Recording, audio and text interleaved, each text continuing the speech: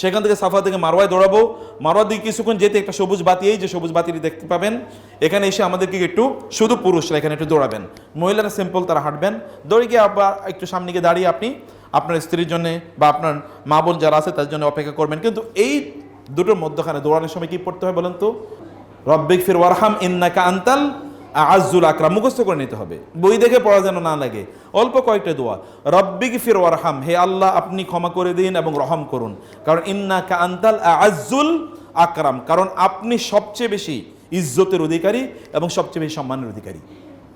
এটা আল্লাহ তাআলার জন্য এই মহত্ব, এই বড়ত্ব আল্লাহর জন্য এখানে পাঠ করতে। এবং এই সময় যখন আপনি দৌড়াবেন তখন আপনার মনে থাকা উচিত যে এখানে হাজেরা আলাইহিস সালাম এই জায়গায় দৌড়িয়েছেন, তিনি আল্লাহর উপর তাওয়াক্কুল করে দৌড়াইছেন, কিন্তু আল্লাহর উপর কি তাওয়াক্কুল তিনি ছাড়েন নাই। আল্লাহর উপর তাওয়াক্কুল করে তিনি তার চেষ্টাটা করেছেন।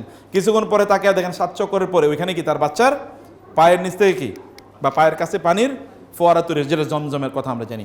তো এখানে মরুভূমিতে যদি তিনি আল্লাহ সুবহানাহু ওয়া তাআলা একটা শিশুর মানে একজন নারীর তার এই চেষ্টা এবং তার তাওয়াক্কুলের কারণে যদি এখানে পানির উৎস তৈরি করে দিতে পারেন, এবং পৃথিবীর সবচেয়ে বিশুদ্ধ পানি যেটা জান্নাত থেকে আসে, কিয়ামত পর্যন্ত পানির কোনোদিন আপনি চিন্তা করেন লক্ষ লক্ষ লোক লক্ষ লক্ষ লিটার পানি এখান থেকে নিচ্ছে, তো পানি কোনোদিন শর্ট পড়ে না। ঢাকা শহরের পানি কিন্তু নিচে চলে যাচ্ছে, তো এটার পানি কই থেকে, তো কোথা থেকে আসে?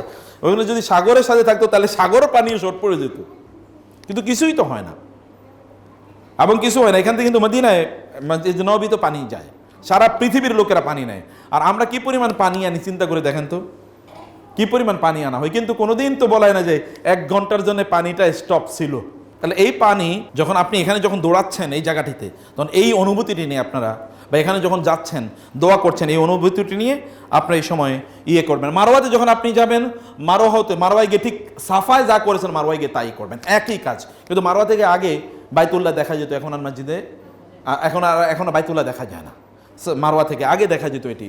পুনরায় সাফায় ওইখান থেকে আপনি আবার যখন মারওয়া থেকে সাফায় আসবেন, ওই যে মধ্যখানে সবুজ বাতি, সেখানে দৌড়াবেন এবং একই দোয়া, রব্বিক ফির ওয়ারহাম ইন্নাকা আনতাল আযুল আকরাম, আবার সাফায় উঠে আগের মতো করে ওইরকম দোয়া করা আল্লাহ সুবহানাহু ওয়া তাআলা এর কাছে।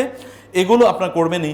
এই দুইটার মধ্যখানে আপনারা একটু দূরত্ব 400 মিটার, অতএব এটা কিন্তু মানে 2 বার দৌড়াইলে কি 1 কিলোমিটার হয়ে যায়, তার মানে প্রায় 3 কিলোমিটার বা 3.5 কিলোমিটার মতো আপনাকে দৌড়াতে হবে। তো দিস ইজ এ বিগ মানে জায়গা, যেখানে অনেক লম্বা সময় জুড়ে আমাদের কি করতে হয়, প্রতিবার সাফাতে পৌঁছে কেবলামুখী হয়ে দোয়া করবে। এটা করা আপনাদের জন্য এটি উত্তম।